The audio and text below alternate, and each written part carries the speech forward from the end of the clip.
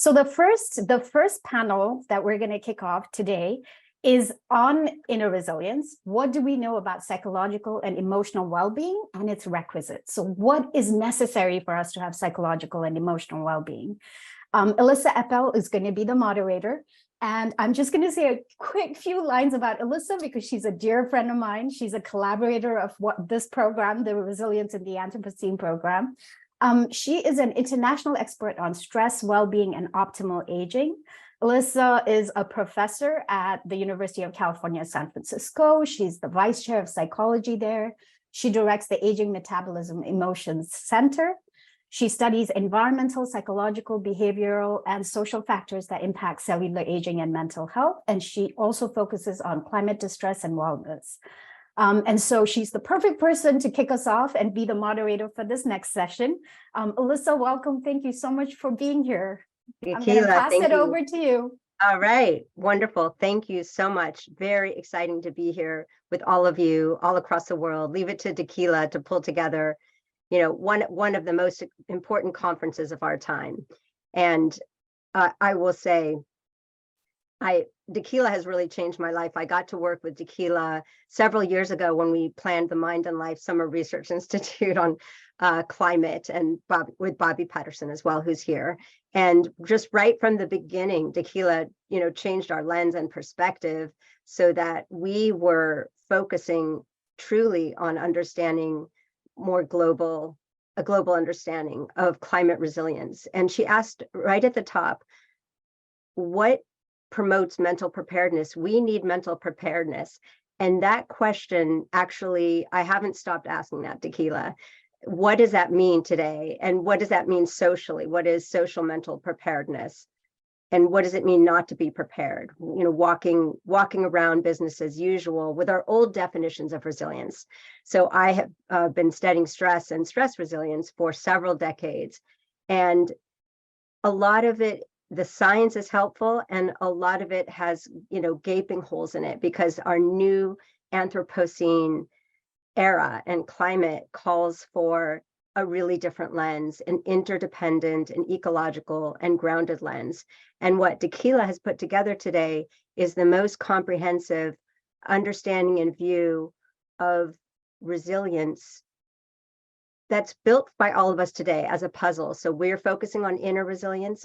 Of course, it doesn't stop in the mind and the individual because it's so much shaped by our life experiences, our community, and then we will move up toward more ecological, social, community, ecological levels of resilience. And that's what resilience is at all of these levels. So I've been, had fingers pointed to me saying, you're blaming the individual, you're studying resilience, and that means, these targeted and marginalized communities are expected to somehow gather and muster personality strength and resilience to cope with their adversity.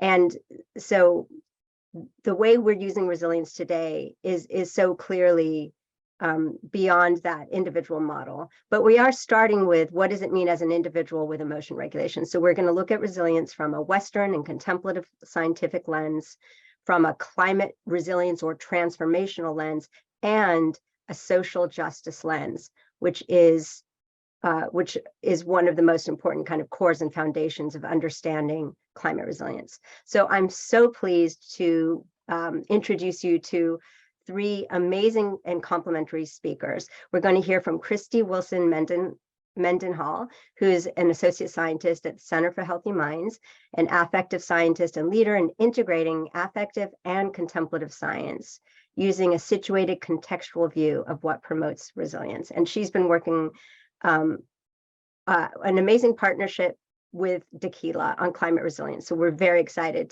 to be supporting and hearing more about their work as it emerges.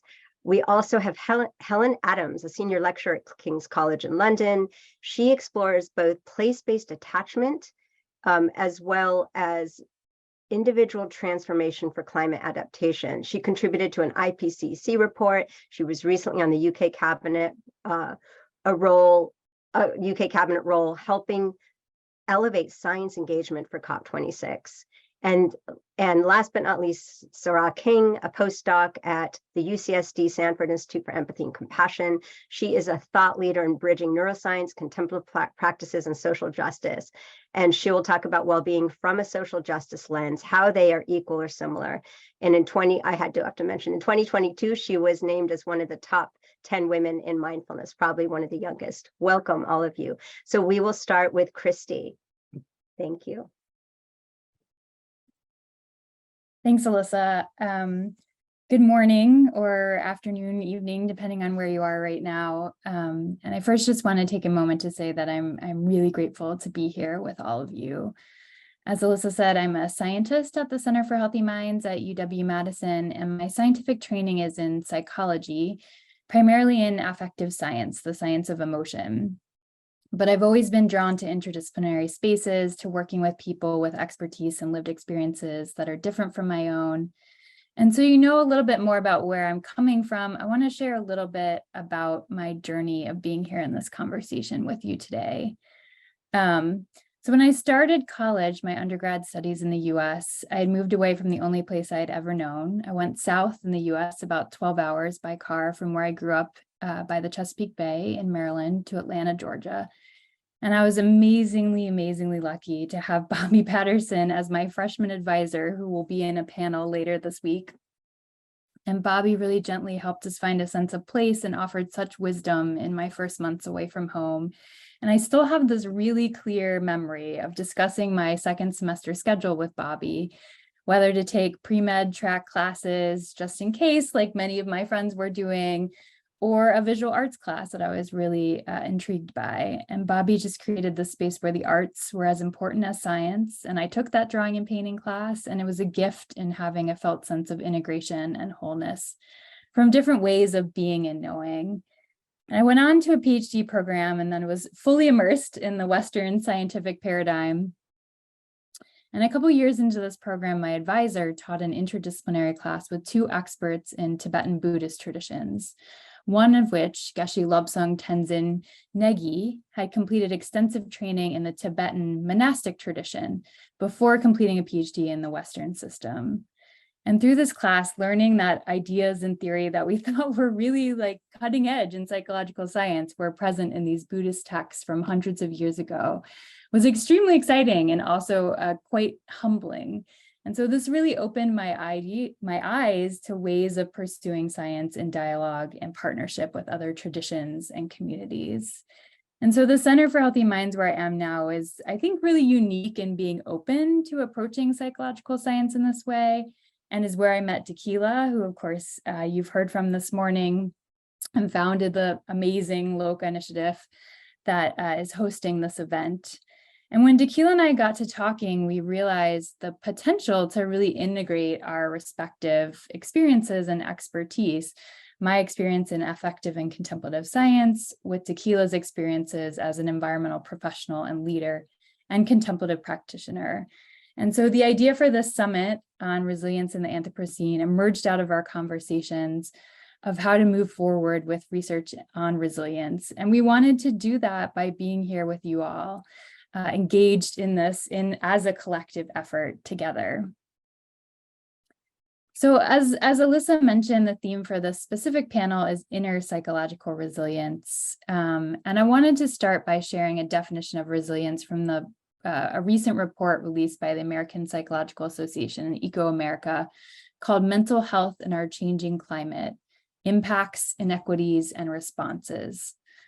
And the definition they use of resilience is the ability of a person or community to function in the face of adversity, to survive, and perhaps even thrive. The capacity to recover quickly from adversity or difficulty. And this definition is pretty typical of definitions of resilience that we see in psychology. And a danger with this definition on its own is that it can be understood as really transferring responsibility to the individual, as Alyssa mentioned, to bounce back and continually recover. When what is needed is to address the systemic injustice that is creating much of the adversity that individuals are facing. So I want to be clear about contextualizing inner resilience. That's really important, not to transfer responsibility to the individuals, that systems need to change, and that some groups bear much more of the burden of having to be resilient due to injustice. The economically disadvantaged, communities of color, Indigenous people, children, women, people with disabilities, and other vulnerable groups. So I want to be clear that the report that I just mentioned that provided this definition supplies this context, and I highly recommend it. And also a paper on psychological resilience for climate change transformation by Helen Adams, who's going to speak next, and her colleagues. So inner resilience is necessary. We want systems to change, of course, but inner resilience is necessary in our current world, sometimes just to survive and certainly to fight for justice. And as we talk about resilience, I think it's also important to consider who is involved in developing approaches to supporting and bolstering resilience, approaches that may be candidates for resources and funding. Charles Agumbade recently wrote a piece on climate justice that emphasizes procedural rights. And with procedural rights being the opportunity and support for the people most affected by climate change to participate meaningfully in development and implementation of responses to the climate crisis. And we can view this as including developing and implementing approaches to support mental health and emotional resilience. So from that understanding of inner resilience, the question I've been considering for this panel, given my background, is what might affective science have to offer in dialogue on inner resilience? And I've been thinking about this thinking about this question and discussions that I've had with Tequila and the LOCA team. And Tequila, I know you're listening, so feel free to chime in at any point if you have anything to add. So the first theme that I'd like to offer from affective science is understanding and characterizing diversity in emotional experiences. So in order to think about resilience, I'd like to suggest that we need to understand emotional experiences of this crisis, and that one theme from affective science is not to underestimate the degree to which emotional experiences can vary across contexts and cultures. So as environmental crises worsen, we're hearing a lot more about the research on ecological, climate, and earth emotions. You may have heard about emotions like eco-anxiety, chronic fear of environmental doom, solastalgia, distress caused by the unwelcome transformation of cherished landscapes, ecological grief, grief felt in relation to experienced and anticipated ecological losses, losses of species, ecosystems, and meaningful landscapes. And as Glenn Albrecht titled his book about earth emotions, these are new words for a new world. And you will be hearing, I think, a lot more about these emotions in panels tomorrow. And language is really, really helpful for as an anchor for noticing and understanding and sharing emotions. Having a word for these experiences is really meaningful. But I also want to offer from affective science that labels can sometimes lead us to believe that emotion is similarly experienced by everyone. And so experiences of eco-anxiety, for example, likely vary. If you've been directly impacted by a severe weather event and continue to be at risk for similar events, your eco-anxiety may differ in important ways than someone who is not as directly impacted. The Land Enriches the Soul is a really beautiful title of an article that emerged from the community-based project, Changing Climate, Changing Health, Changing Stories, with Inuit communities in Rigolet, Nunatsiavut's, Canada. And the experiences shared as part of this project situate anxiety and suffering in a deep, deep sense of connection in which nature is experienced to them as another person. We're also seeing this theme of variation emerge in dialogue around hope, which came up a little bit in the initial session. So differentiating a hope based in denial from a more constructive hope that acknowledges the problem, but also appreciates positive change, or defiant hope that is pessimistic, but refuses to give in to hopelessness. And so I think, when we approach emotional experiences through a framework that assumes context dependency, diversity of experience, it prompts the question of whose experiences we are considering when we talk about resilience. And it suggests that we really need to be careful about assuming approaches generalize, and really emphasizes that the experiences of those most impacted and burdened should really be at the forefront of this discussion.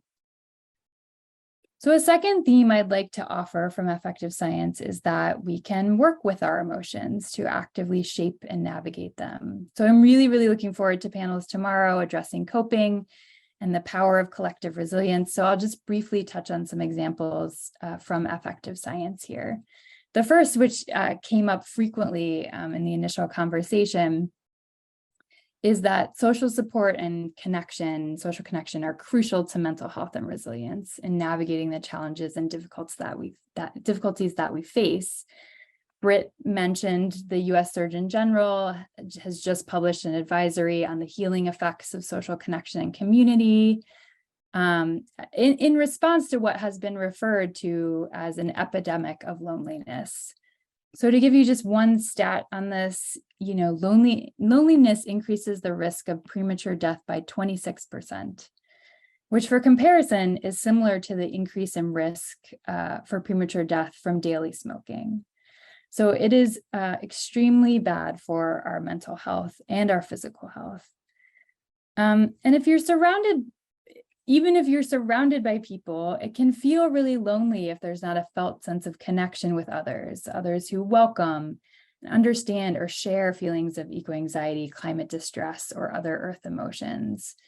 And a theme we're seeing, again, as Britt raised, in intervention approaches to eco-anxiety is using a group format, specifically groups focused on social connection and emotional support.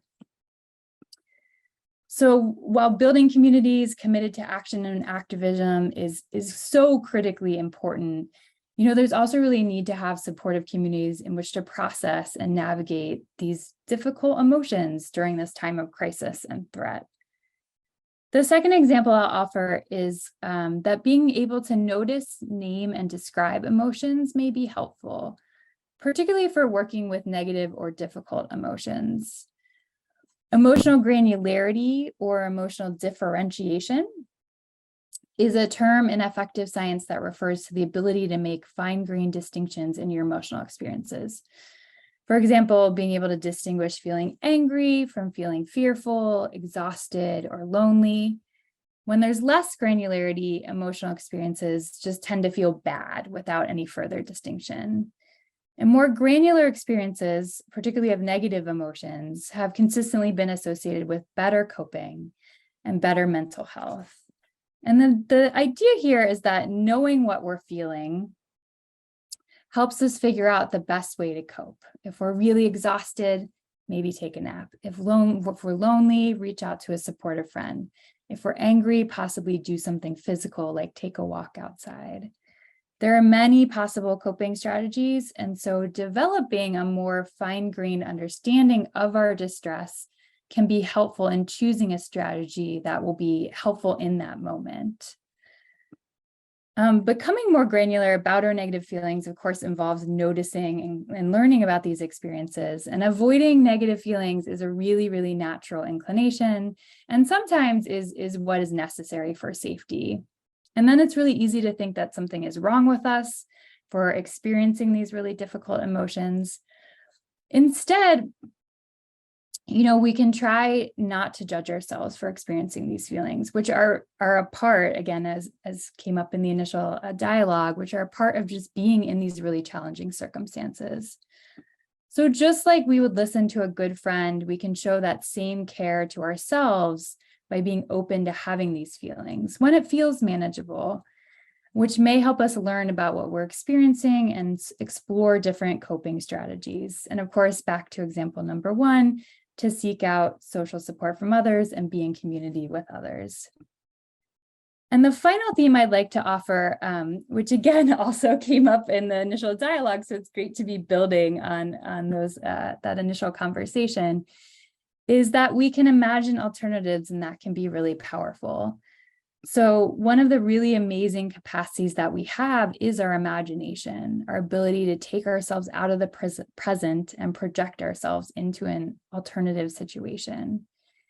And neuroscience findings, what has been revealed in neuroscience, show that when we vividly imagine a situation, vividly imagining that situation simulates that experience in the brain as if it were, to a degree, actually happening. So we have this capacity for simulation, and that these simulations can also produce a strong emotional response.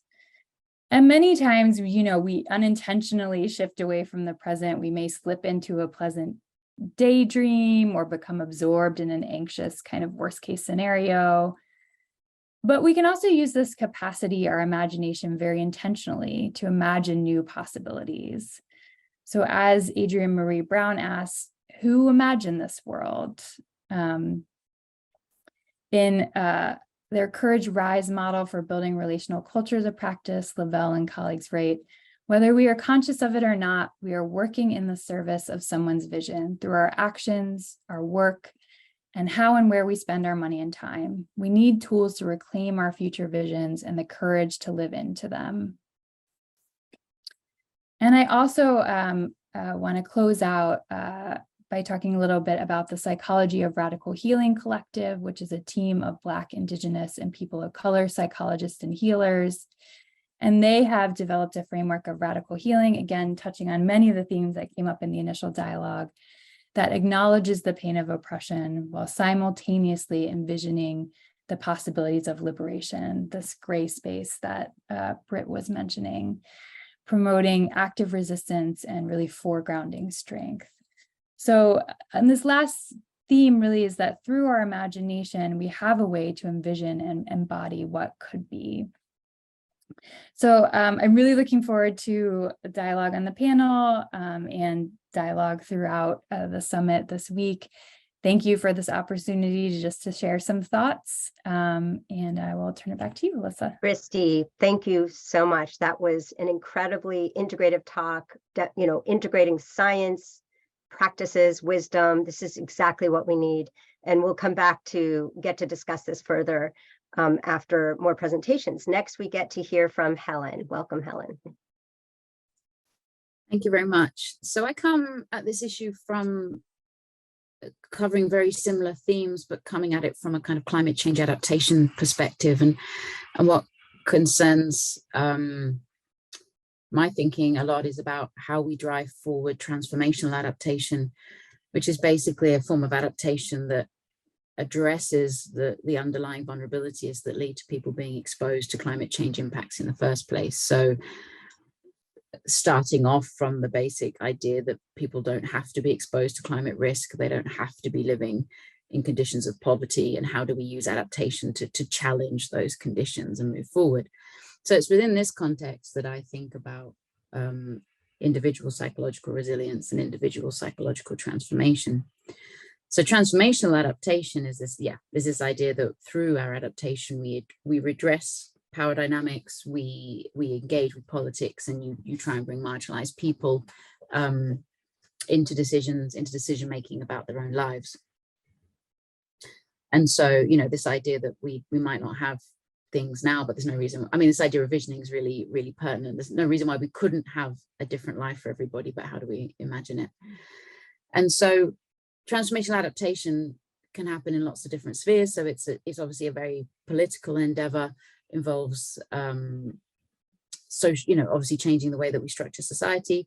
It has a very practical side to it, which is about, say you're adapting and you need to build a dam instead of changing your irrigation techniques, right? We have to do these big scale transformative adaptation projects that are practical and tangible. But what I'm really interested in is individual transformation. So to undertake adaptation to climate change, but also mitigation at the scale that we require, will involve us as individuals to undergo transformations, within ourselves, which generally is understood to be, changing our ideologies, changing our norms, changing our thought patterns, changing our beliefs, which are difficult things for us to do. But so that's where I spend time thinking, and I think it comes back to the core of this conference, which is how do we move past, I suppose there's two elements. How do we move past these kind of apocalyptic visions of the future to be able to vision the positives and these alternative positive, the potential that we could have through enacting climate change, which is with one, but also how do we steel ourselves for what will be a difficult time ahead, potentially because there are limits to adaptation. There's only only so far we can go to adapt before we will start to experience, losses and damages from climate change, but also because we are really behind on adapting to climate change. There is this future I want us to have where people aren't vulnerable, they aren't exposed, where we have a society that prevents people from suffering trauma because of climate change, because of the way we've restructured society. But of course, we're not going to get there tomorrow. So how do we undergo, do that difficult psychological work to be able to cope with these things? Which is why I'm so glad to be at this conference, because usually you're the only person saying these things, right? And now you're among, a group of people who think about this too. So yeah, so they're the two purposes I see with psychological resilience. One is that you've got to, living under persistent and increasing climate hazards is a difficult thing to do. We're the coolest we're ever going to be, right? It's only going to get hotter and hotter and stormier, and the rain's only going to fall harder and harder, and the floods are only going to get worse. So how do we learn to cope with this? But the second is, how do we start to see the possibilities in climate action rather than the negatives in climate action? So for example, this could be using adaptation to climate change as a way to, and I'll talk about this in the context of place in a minute, how do we use climate adaptation to achieve that better world? But also, if you think about climate change mitigation, a lot of climate change mitigation is blocked by people fearing the change or thinking they're going to lose something from it. So I think that, climate change mitigation is going to be me not eating meat and flying, and it's all going to be negative. But to tap into what Christy just said, actually, a world where adapting to climate change is a more interconnected world. It's a world where we're more connected to green space. It's a world where, we work less, right? So there's all these benefits that could come, but you've got to shift people's ideologies in the way they think. That sounds a bit, I didn't mean it quite as instrumental as that. Obviously, we're not going in and shifting people's perspectives. So I suppose we wrote a paper. I worked with some, I'm by no means a psychologist, and by no means, I come from a kind of adaptation, community, resilience kind of lens. So I might use the wrong terms and phrases, and it's a real honor to be on this panel with people who actually think this from the right side of things. Principles for building resilience that I'd like to offer today. And I'll get to these 4 quickly, but first 2 pieces of background. So the national news, but the disaster.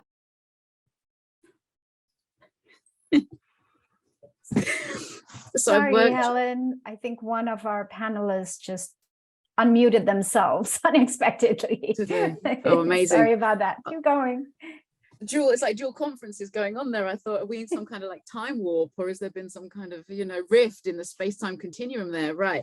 I'm glad you laughed. There's sci-fi fans on the call. Right. Where was I? Yeah. Okay. So I did some work with some women who worked with survivors of women and girls in domestic violence, basically. And they look at how you support women in getting themselves out of abusive situations, right? And it was incredible, the overlap, because it wasn't an overlap, but I suppose I learned a lot about the limits of what you can ask people to do when you're asking them to do individual transformations. So that if you think about a woman living in a situation of domestic violence, she has to undergo this incredible level of individual transformation to see herself as able to walk out, to see herself as a survivor, to empower herself to actually leave, right? And so she has to go from thinking she's the one in the wrong, all those feelings of shame that come with, being abused, and to actually go, no, this is a situation I can leave. And what really came out of the work was that you can't do that alone.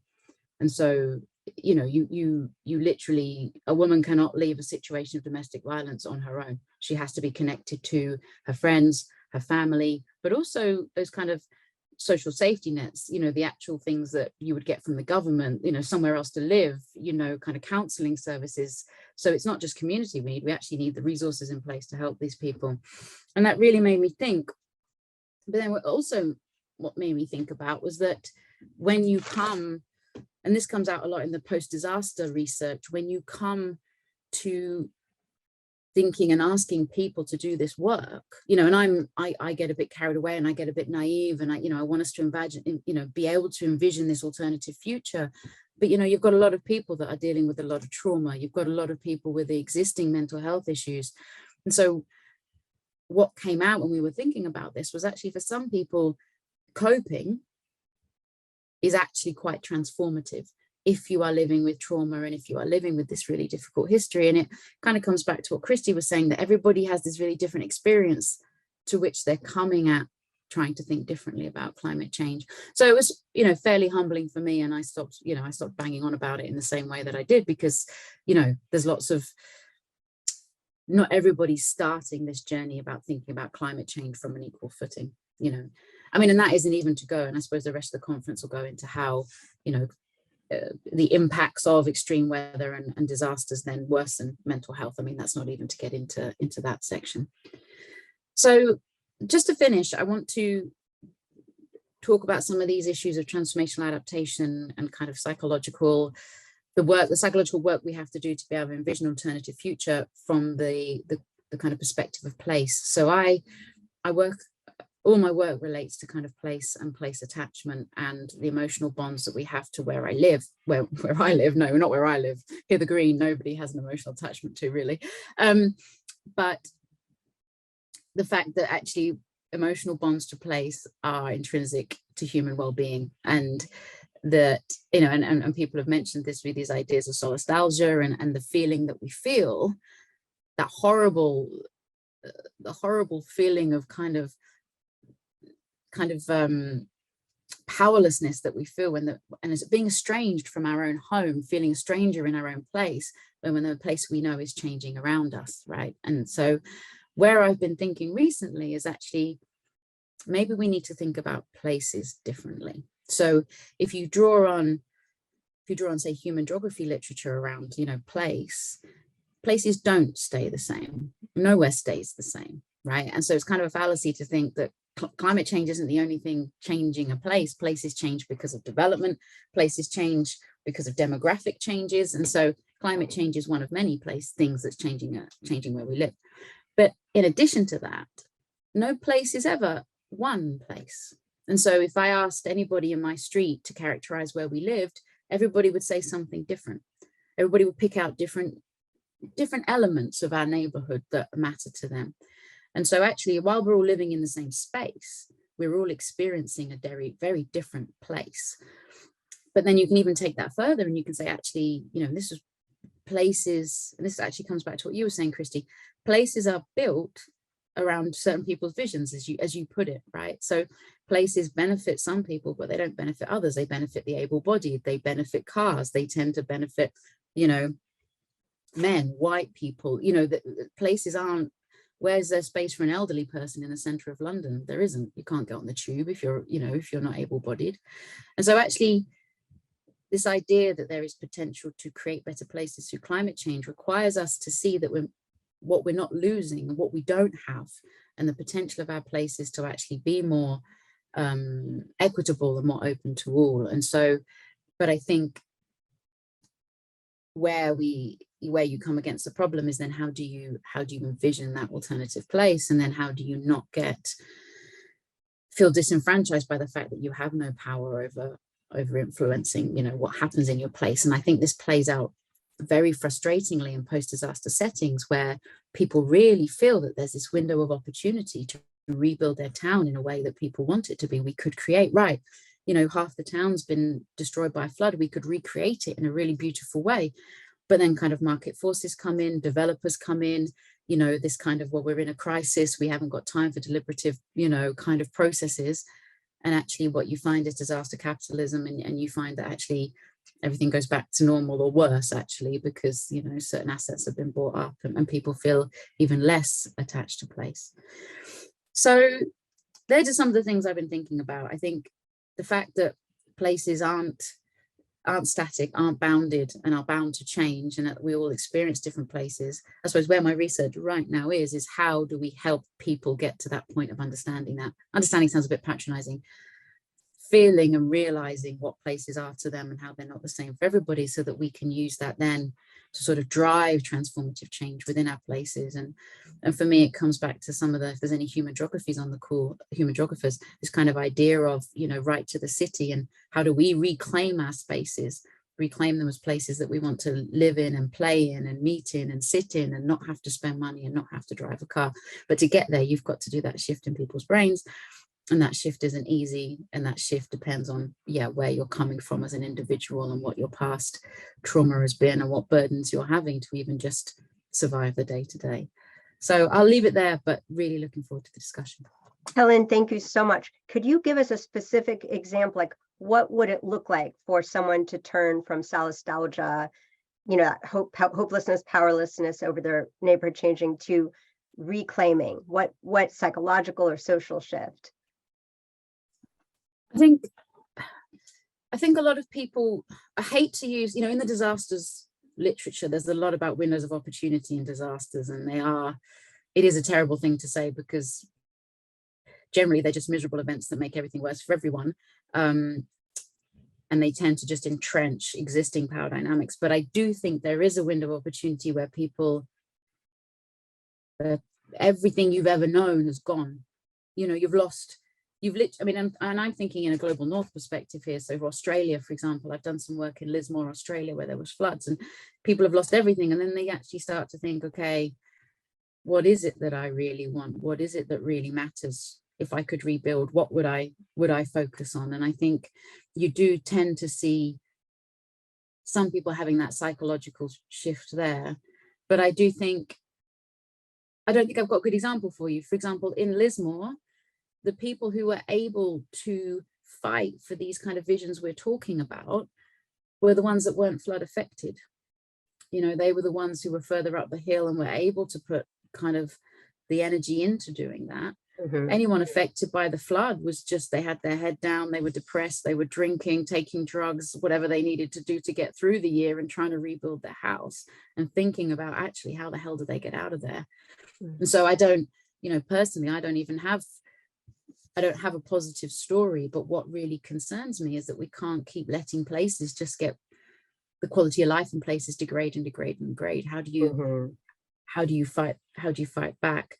But I do think the sense of community and coming together is super strong, but then how do you maintain it? And that's why I'm really interested in talking to people who understand trauma, because you kind of need to build a therapeutic town, a therapeutic city, because mm-hmm. you have a whole town of traumatized people that then lose the sense of community because they all go into themselves and they're all just slogging day to day to get through. Yes. So yes, you described the problem so well. And in our discussion, we'll get to integrate perspectives, because I think that shift you're talking about of reclaiming involves some of the psychological processes. Christy mentioned like simulation. Can we imagine together mm-hmm. this co-creation of what we want collectively?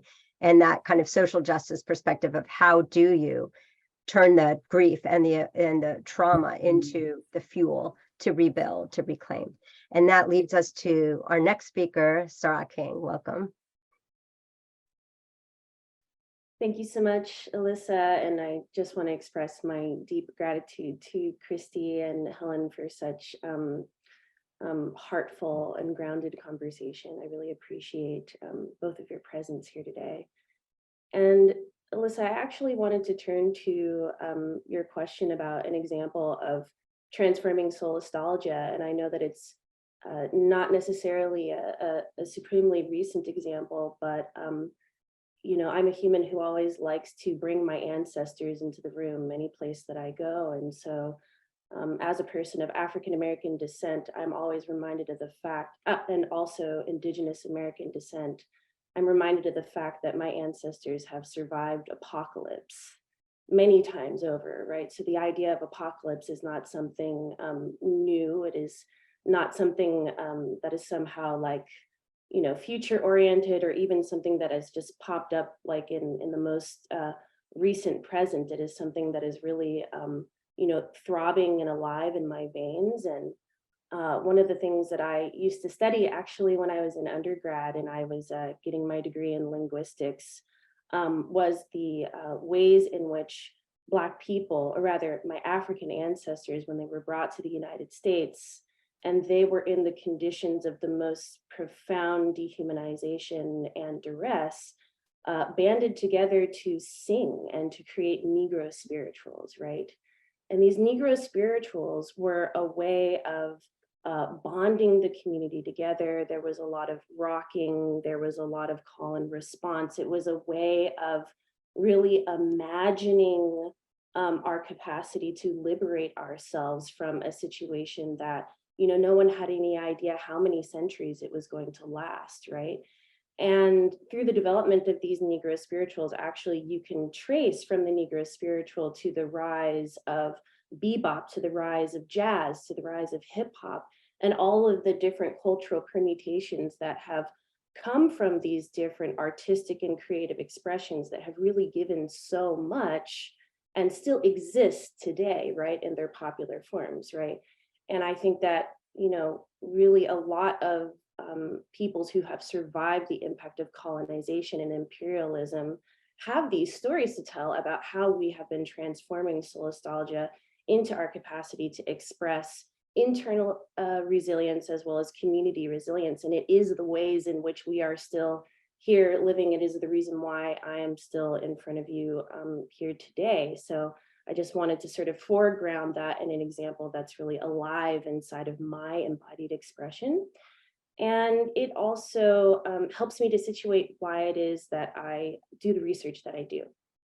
So my research framework is called the science of social justice.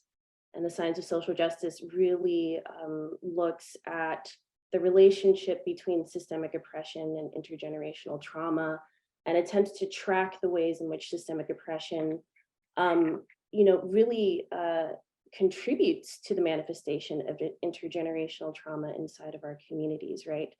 And it's looking at well-being as a biopsychosocial phenomenon, right? So well-being is something that's occurring inside of our bodies physiologically. It is something that is occurring inside of our psychology, right, in terms of our mental health state. But also, super importantly, it is occurring in the context of our relationships, right? So we have to look at how all of those sort of like economic and relational supports that Helen was mentioning have to be in place in order to support all three of those if we're going to really be able to ground ourselves in imagining a future in which people are actually thriving. And I also wanted to slow down for just a moment and bring a definition of systemic oppression into the conversation, because I don't want to assume that everybody knows exactly what I mean when I say that. So one definition of systemic oppression that I've used in my research is that it is about the permanent subordination, humiliation, and domination. Really, let's listen to these words, right? Because when I say the words subordination, humiliation, and domination, that brings up a lot of, probably for people, different emotional states that we probably associate with those, right? Due to their socially constructed lower position in society on account of the socially constructed higher position of the oppressing groups. It often happens covertly, invisible, and without any bad intention, which indicates the ordinariness of steady oppression, right? The ways in which we have normalized oppression, and points to the fact that it is systemically ingrained. And so importantly, if no one is able to easily see systemic oppression, how deeply are we concerned by it? Now, I would actually trouble the waters on this definition and say that I think there are a lot of facets of systemic oppression that we can see. And one of the ways that we can see it is in the space of our relationships with one another and the different types of strain that we see in terms of different groups coming from various diverse backgrounds being completely incapable of having conversations with one another at this point, right? Because of how fraught the emotional tension is there. Systemic oppression is based on the belief that some groups in society are less valuable than other groups because of their attachment to certain categories like gender, sexual orientation, race, ethnicity, religion, and age. And then I would also want to put, to situate the environment within that analysis, right? So I'm very interested in how systemic oppression is impacting individuals and communities, right? Especially along the lines of this emotional component. And also looking at contemplative practices, right? Which Christy mentioned that she had the great fortune of learning about contemplative practices coming from the Buddhist tradition inside of her work. And there is this incredible field that studies the ways in which contemplative practices like mindfulness do empower us to be in a more agentive relationship with our emotional states, right? So that when we are noticing the arising of certain really challenging emotional states, we don't necessarily have to be completely taken over by them into reactivity, but we can train ourselves to land in a space of pause and noticing, and to bring certain emotional skill sets around the cultivation of qualities of compassion and forgiveness and loving kindness. And that when we are rooting ourselves within these practices, it can really have a very healing and transformative impact on our relationships, such that we might be able to move the meter a little bit on the ways that intergenerational trauma is showing up in conflict and in violence, whether that's psychological violence, emotional violence, or outright physical violence that we are showing to one another, right? But also, very importantly, I think contemplative practices have to be grounded in social justice in order for them to really speak to marginalized populations.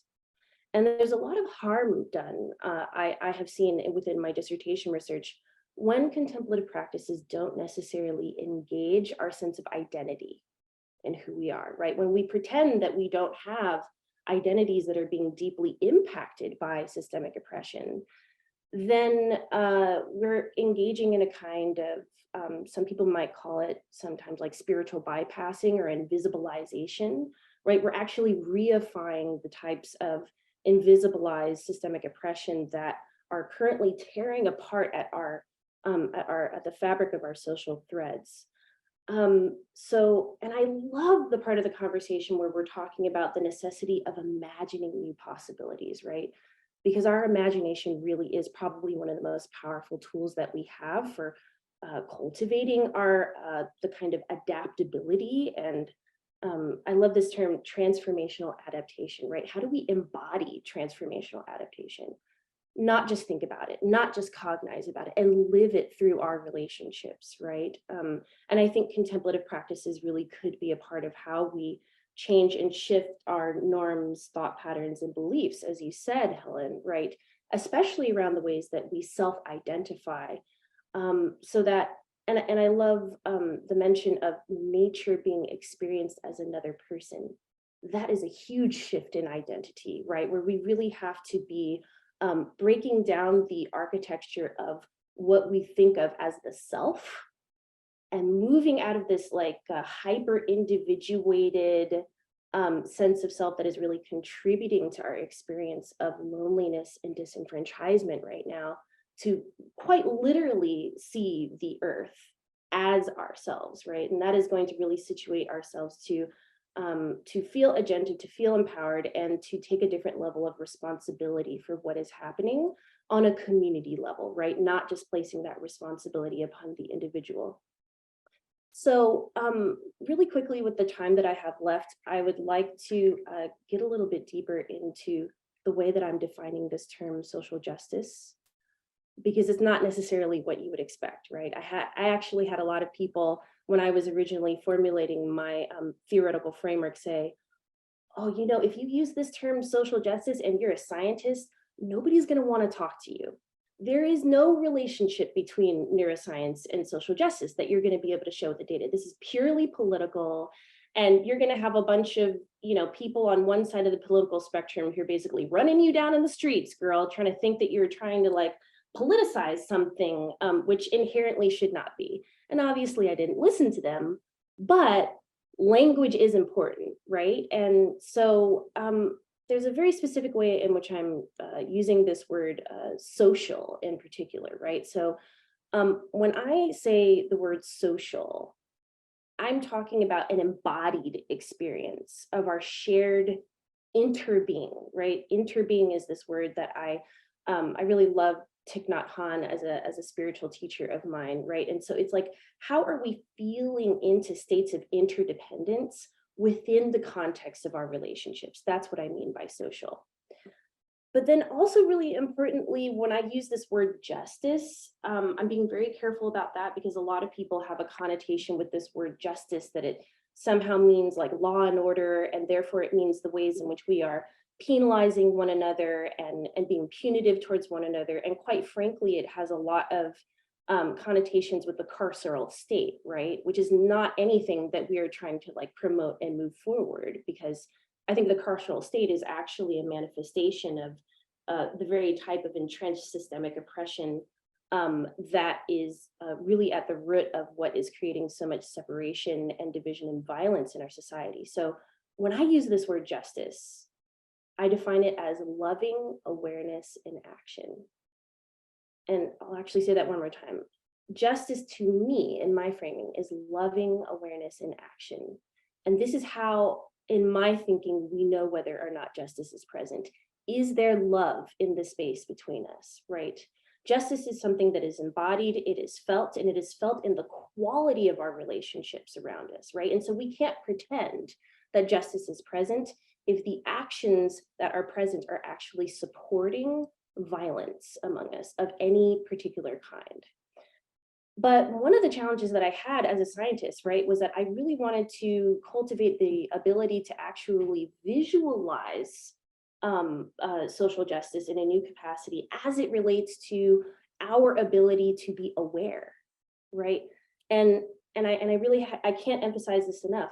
As humans, our capacity to be aware and then to be aware of our awareness is a superpower, because that is part of what gives us this access and this ability through contemplative practices to be in an agentive relationship with our emotions and give rise to this transformational adaptation that Helen is talking about. And so really quickly, I don't know if I have the capacity to share my screen, but I would love to show my systems-based awareness map, which is a map. It is a map of the relationship between all of our internal felt states of awareness and our external felt states of awareness, and how that is associated with our environment. And I'll use it very briefly as a kind of sort of storytelling tool to hopefully do some weaving around the points that Christy was making and the points that Helen was making, and then I'll wrap up after that. Do I have the capacity to share my screen? Yes, I believe I've just enabled sharing. Can you take a look? Okay. Thank you everyone for showing me compassion with this technological moment. Let's see. Can everyone see this? Give me like a little bit of thumbs up. Okay, fantastic. And now I'll try and go to full screen. Oh. Okay. So this right here is my systems-based awareness map. This is a direct manifestation of my research with the science of social justice.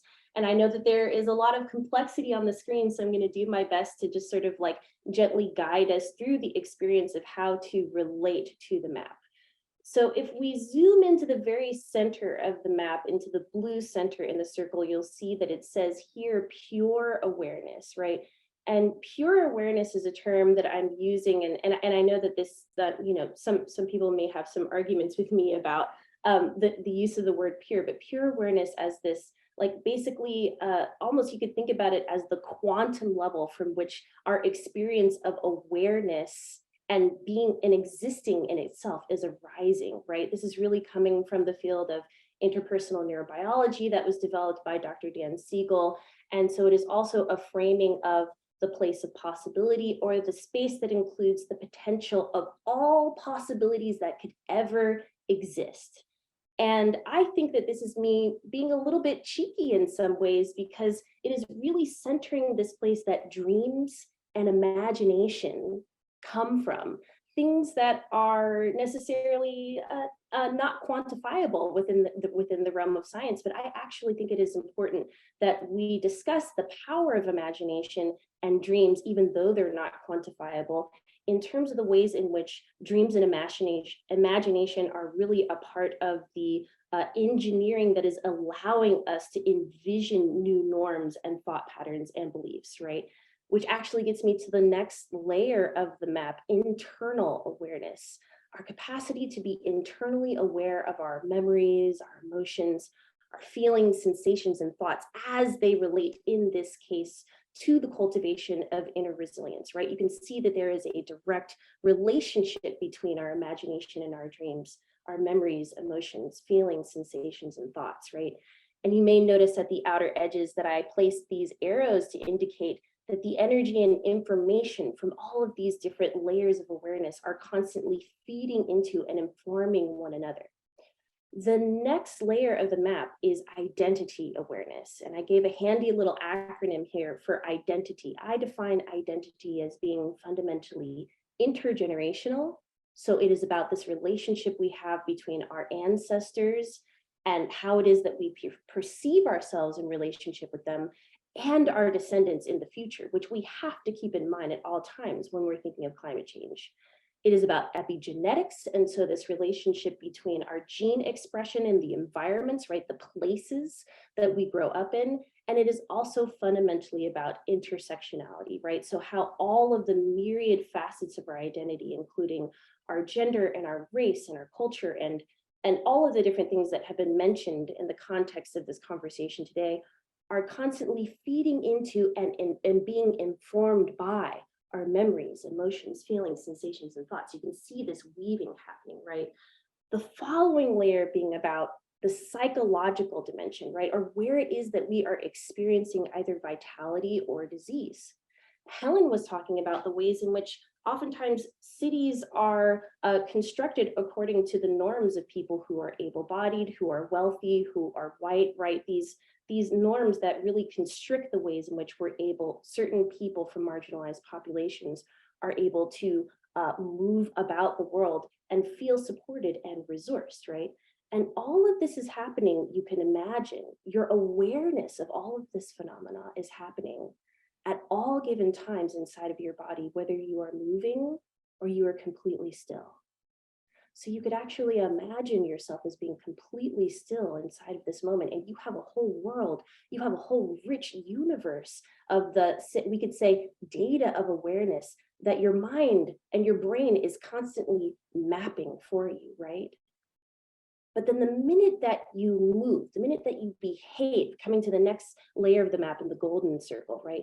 The minute that you express speech or relationship, any kind of agency or movement, or even proprioception, which is our awareness of our body and space, right? That is the moment that you begin to enact yourself upon the world. That is the moment that you, the individual, actually begin to affect change and transformation onto the world around you.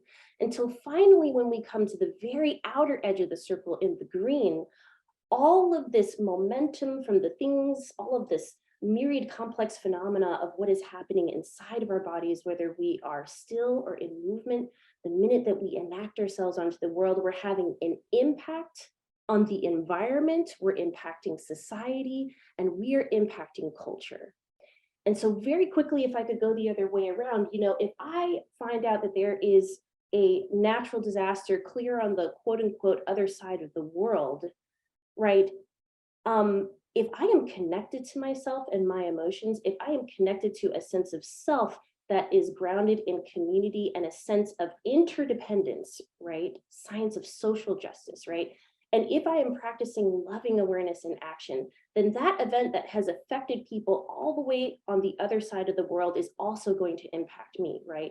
Just because it happens somehow out there within my external awareness of environment, society, and culture, I'm going to grieve, right? That grief is going to shift my moving back inside again, my behavior, my speech, my relationship, my feelings of agency inside of the world. That grief that I'm experiencing, that impact, is going to impact the physiological dimension of my being in terms of how it is that I am experiencing vitality, or it may even cause me so much stress that it is impacting the expression of disease in that moment, right?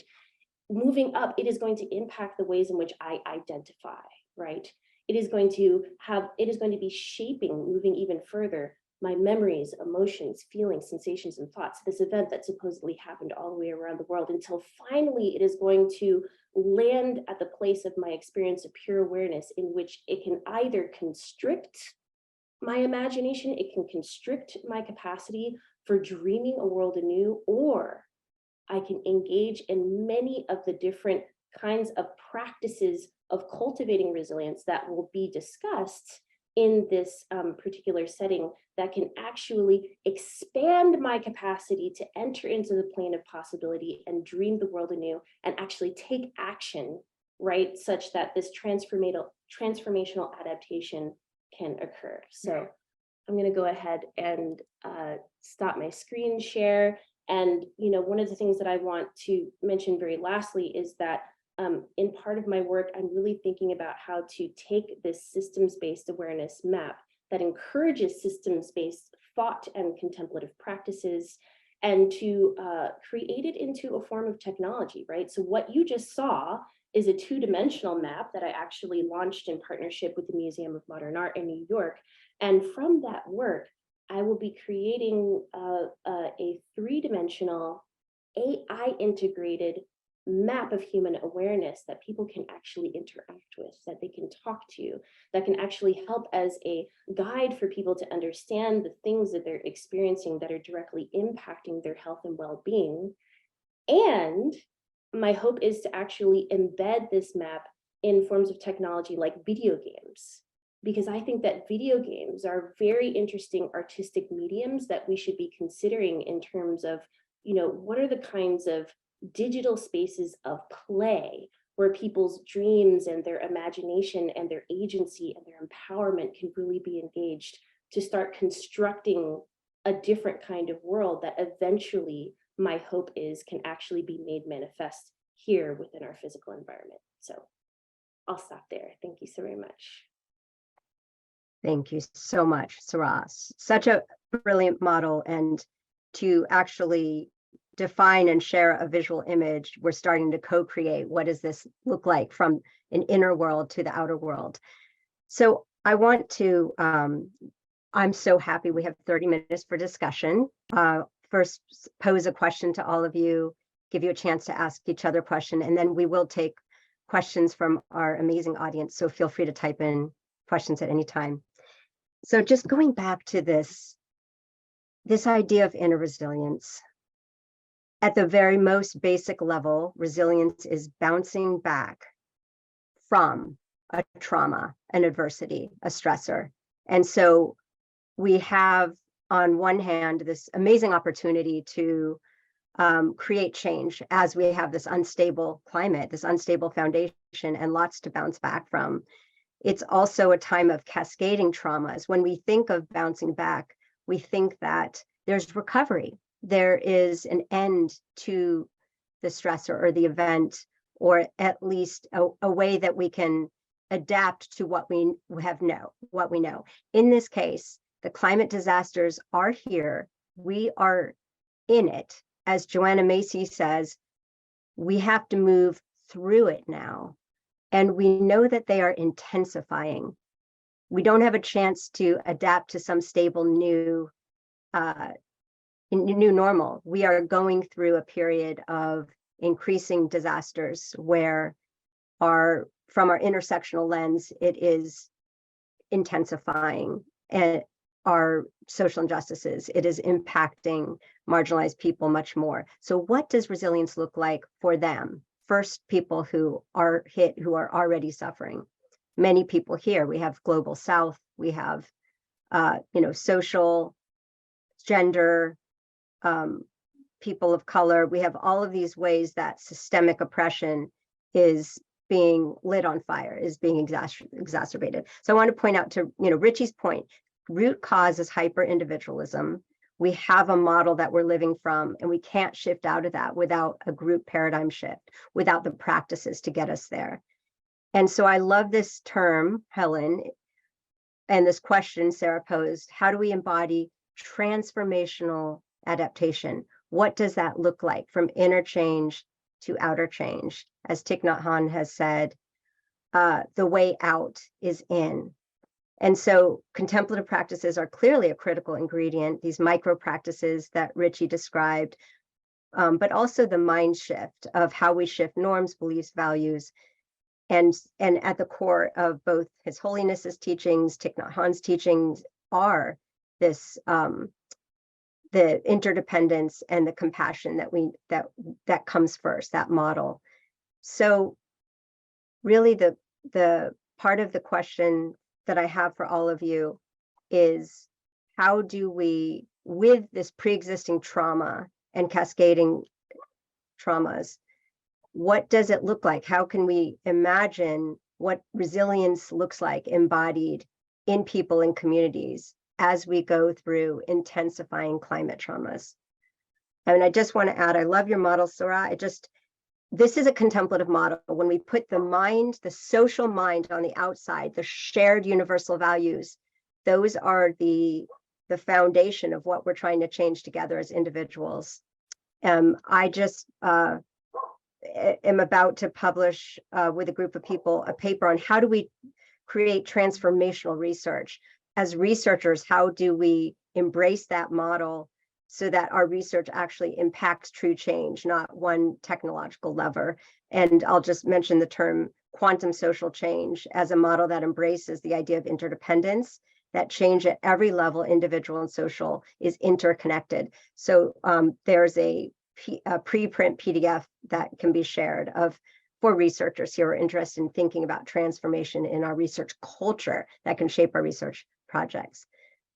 So why don't we just start with the question of, we know that there will be emotions intensifying, grief, despair, as well as positive emotions like hope.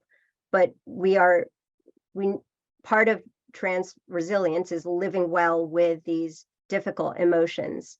And so from these different lenses, can you talk about how you think about resilience as living well with these emotions, two purposeful actions from these different lenses? So Christy, from a constructivist emotions view, what are adaptive emotions? How can we use stress in a positive way? Sarah, through a social justice lens, what is justice-centered resilience or well-being?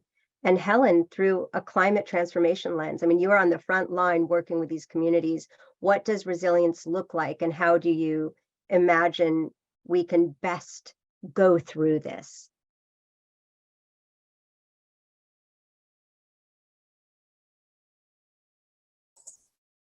So any one of you wants to, go for it, Helen. Oh, I mean, I can kick off then I'm not going to answer your question. I'm thinking about the other two talks, and it's too interesting. I think one thing that came up to me or kind of emerged from Sarah's talk is basically what I would describe as kind of praxis and conscientization, being aware, and then being aware of being aware, and the power of that to me is what I would call conscientization from Freire, and kind of the idea of, and so I think to answer your question, Alyssa, the idea of praxis is then the answer is that you do, and it's only through the doing. And I don't come from your guys' world of reflexive practice, but I think that's probably, it might be what I would call praxis, which is through the doing you can think differently. But so you have to do, and you have to get people into the space, perhaps uncomfortably to start with, of doing. And one thing that occupies me a lot, I mean, my background is climate migration. I work in the field of climate related migration, and in the beginning we were looking at people moving and what was the role of climate in people moving, and more so now, I mean, where I think we need to go, and I think where we're going, is how do you help populations receive people, and how do you, and I think this, this idea of, I mean, the relational element of it, if I think about a clear thing that we need to enact to enable this kind of future world, is how do we help people to welcome others? And I think Sarah's framework there is that, that's what, it's a different context that you've put it in, but I can see it in my world of how do you get past difference, and how do you be able to process the ugly feelings that you inherently feel. And I really loved your phrase of not getting into a reactive state, without getting into a reactive state, but to look back in and go, okay, how can I come at this from a position of love? So I think some of there, I think that would be a great way forward, is actually how do you stop people fearing the other? Because in a world of climate change, there are going to be, while I will always argue that people want to stay, there will always be people on the move, right? And so then you are going to get the tensions. But I mean, I really love the idea of well-being as justice, and I think it's really important that that's always brought out, because so much of psychology, I mean, you must have a hell of a time, Sarah, all the time, is about the individual, and how can you blame it all on yourself in a world where it's just wonderful ideas. I've learned so much. But yeah, I think this idea of kinds of praxis is a way forward, and I think this idea of, for me as a climate migration person, how do you then take those ideas from Sarah's presentation and think, okay, how do we address that to the newcomer, you know, and to the others who might be coming into my world and changing my place, you know? Beautiful. Thank you so much. Yeah, Helen, I'm positively delighted that you feel that there is perhaps some utility for the framing of social justice as well-being and the map within within your realm and within your work. And you know, and I love, and I was absolutely inspired by Paulo Freire's work, and so I'm really happy that you picked up on that element of praxis that's absolutely essential. And I think critical thinking is absolutely essential to praxis, and critical thinking is one of the things I think that is really deteriorating in terms of what is being taught currently inside of the educational system. And I think, and you know, maybe this is just me taking off my scientist cap and more speaking personally, that there are a lot of advantages to deteriorating the systems that support critical thinking in schools, because critical thinking is really bad for capitalism.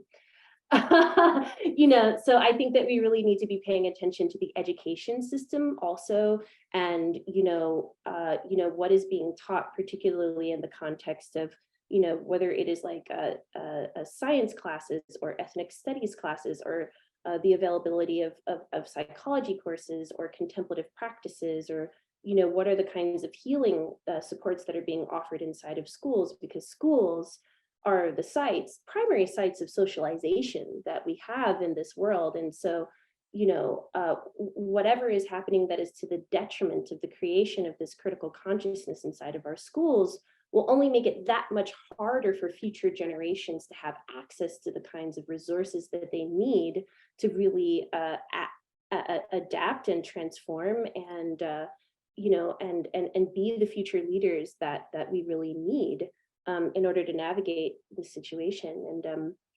And then I think lastly, you know, you may be able to tell by now that I'm fairly obsessed with art.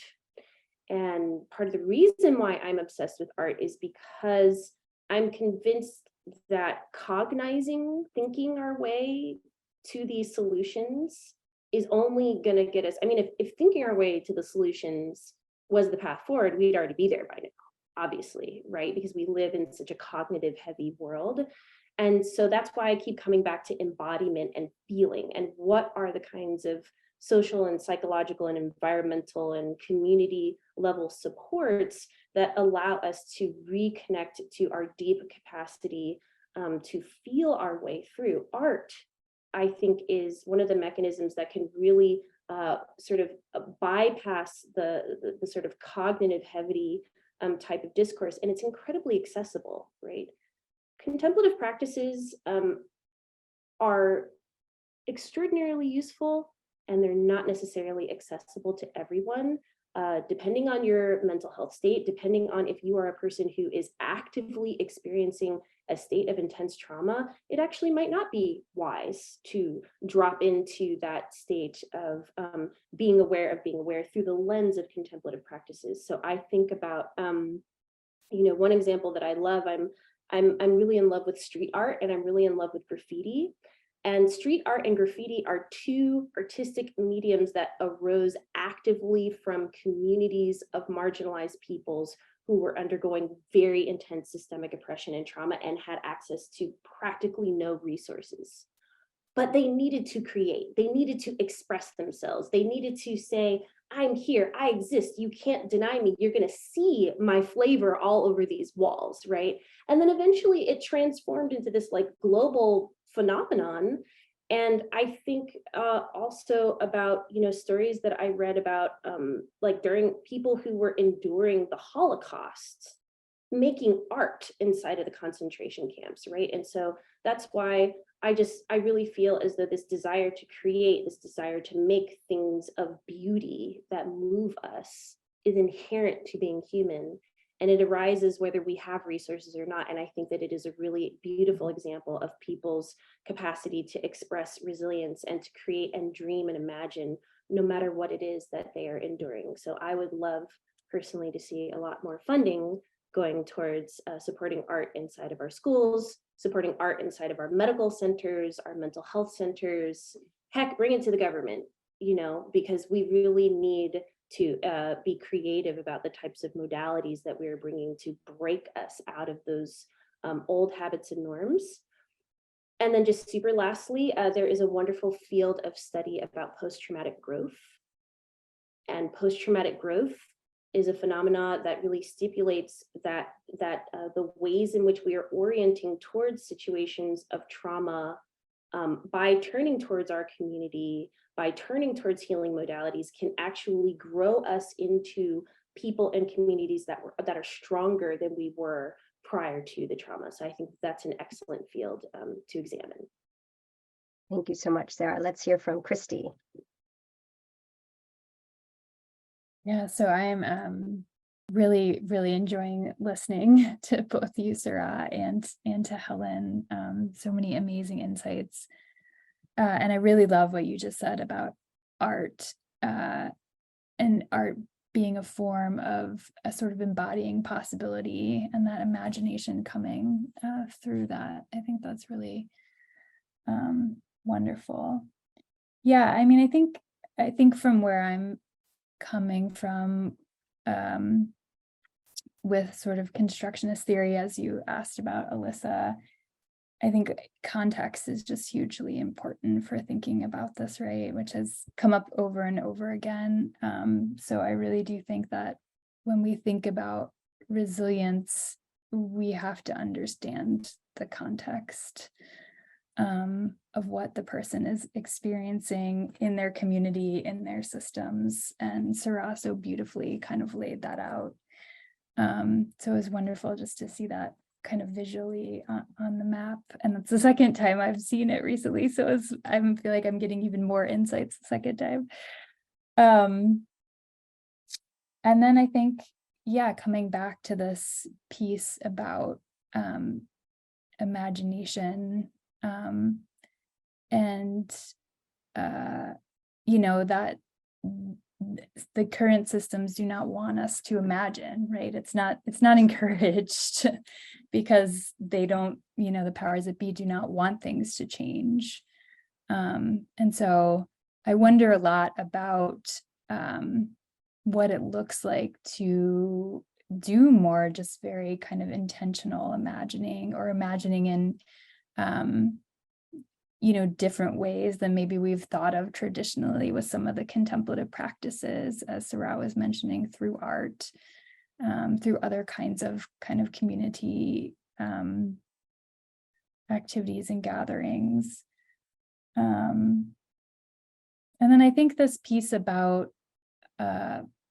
sort of living with difficult emotions, you know, my thoughts just go to how sort of our, you know, the way our nervous system is kind of designed to, you know, pursue what's pleasant and avoid what's unpleasant, right? And so that's sort of like naturally ingrained to us to try to avoid those really kind of distressing emotions.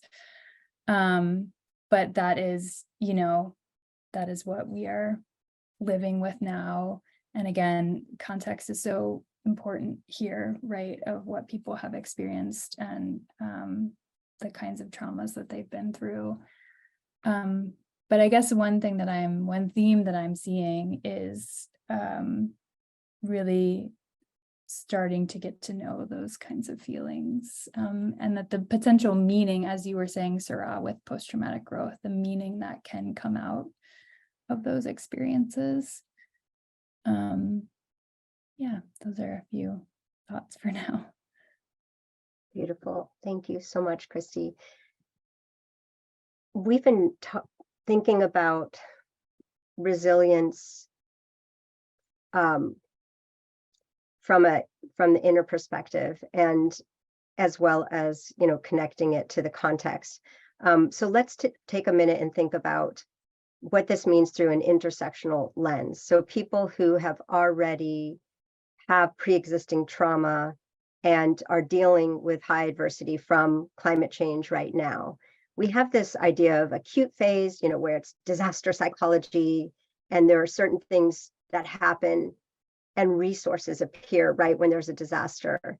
And then there's this idea of prevention, building a prepared mind, building resilience. And there are different resources that appear, types of support. And I'm just wondering if you each could say something that might be something practical for people listening who are in these high impact areas, who are trying to lead communities. Are those buckets unhelpful? And is there a way for us to be thinking of using what we know about trauma now, communal trauma and communal healing, be implementing this into the culture now, rather than, you know, this kind of sprint and then recover, and, you know, that wears us out when we're just responding to disasters. So I loved Sarah's points about and Christy, the nervous system is in the body, that we need contemplative practices and social ethics, but we also need these rituals that are embodied, religion, practices, dance, movement. I just went through my first 5 rhythms with an indigenous leader, the chief of the Esalen tribe. And I've never experienced something so powerful, you know, a group of people with shared intention going through pretty intense body rituals and deep rest rituals, and then sharing in deep listening circles with a talking stick, and just the tears and the transformation that can happen when you have a group with these communal experiences. So just thinking about that, what do you wish for people to be able to practice this? Helen, someone wanted you to define praxis. So we have the contemplative practices, and Sarah's point that that's not always the panacea or accessible to everyone, especially in the stages of acute trauma. So any comments on that, of what people, you know, there's no quick fixes and take homes. And we, at our medical school, we always like to end with, you know, what are the 3 kernels of wisdom? And this is not, this is, you know, far more complex, and it's an iterative process for us to learn together and share. But at this moment, what do you, you know, thoughts on kind of communal healing, communal rituals, what people can do who are suffering right now? Well, I can just come in on praxis, I suppose. And I mean, to answer the second one first, I think I've always said this was sort of place loss and place change, that there needs to be a memorialization just to acknowledge what's gone. I did some work with Syrian refugees in Lebanon, and looked at how the Lebanese host communities felt about the place change that, you know, quite a few people moving into their rural village had caused. You know, and actually there was no acknowledgement that there had been change there, that they had lost something, you know, and that you could actually, again, in that space, if I want to get my idealist hat on, that you could create a place together there that served both, because at that point it was serving nobody. I think with the praxis, I always think about praxis. For me, I'm a vegan, right? But I didn't think like a vegan until I became a vegan. So if you'd asked me when I became vegan why I was vegan, I'd say, well, I don't want to harm animals. If you ask me now, I'm sort of more like, well, animals aren't here to serve our needs, right? Never really understood why vegans couldn't eat honey until I was a vegan for 10 years. And then you realize, okay, well, look, yeah, those bees don't exist. That honey isn't for us. But that came through doing, not through thinking. And so that's how I always explain praxis. Another way I think is, I mean, this might be a bit reductive, but Islam and the practices that are inherent in Islam, the praying, the washing, all those, you know, those kind of practices are their praxis, they're motions that bring you closer to what you're believing and what you're thinking. And so I think in this context, I see praxis as starting what we can in terms of moving towards some of these social justice aims, even if it's tiny, even if it's incremental, if we can start doing, through the doing, we change the thinking. Even if it's imperfect to begin with, it then starts the process that Sarah was talking about of becoming aware, and then becoming aware that you're aware, and then all that critical thinking follows. I would just say one thing I think that has helped people where I've been is transparency and information. I think a lot of post-disaster settings, a lot of unnecessary trauma is caused by people not knowing what's going on. I mean, it doesn't really fit, but you know what I mean? But it's something so simple that actually people just had all the information on which to make decisions. Their lives would be a lot simpler in some of these post-disaster settings. Thank you so much. Christy? Any closing comments? Yeah, I mean, I'm not sure I'm the best person to speak to this question, but what I will say, I think that I've observed in different communities of practice is, you know, how far a sense of trust and safety goes, and how that can really change the sense of practice that is happening in community. And I think that piece really strikes me as an important piece of this.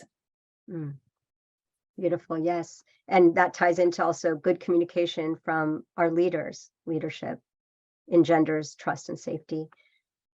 Sarah? Absolutely. I'd love to just,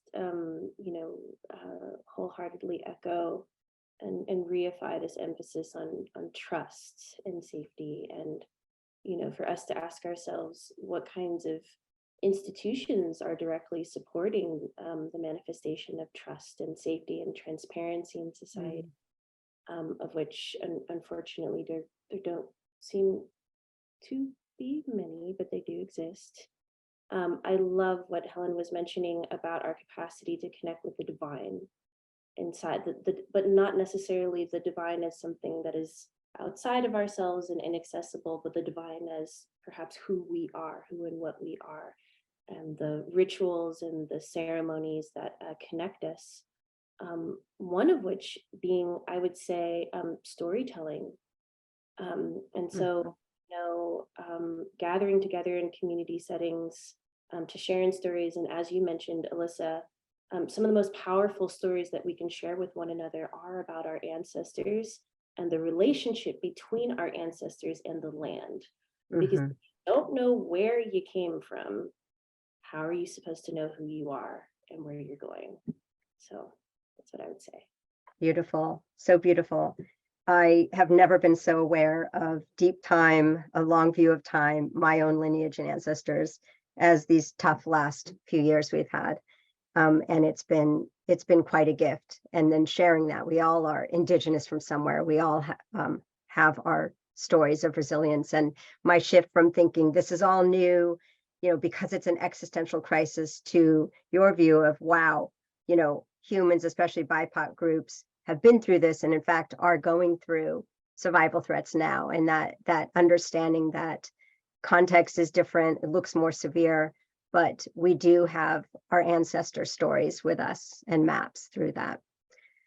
Tequila, thank you for allowing us to share all of this. You guys have been amazing. The questions are great. Sarah, you have some Q&A to respond to. Great questions in the chat. Thank you. Thank you so much, everyone. That was so rich and powerful. My hair was rising at moments when we were talking about praxis and abolition and the carceral state.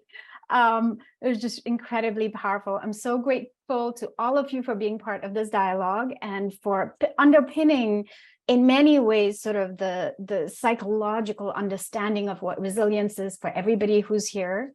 We have such a wide range of participants over the next 3 days, of people that are coming in from all over the world.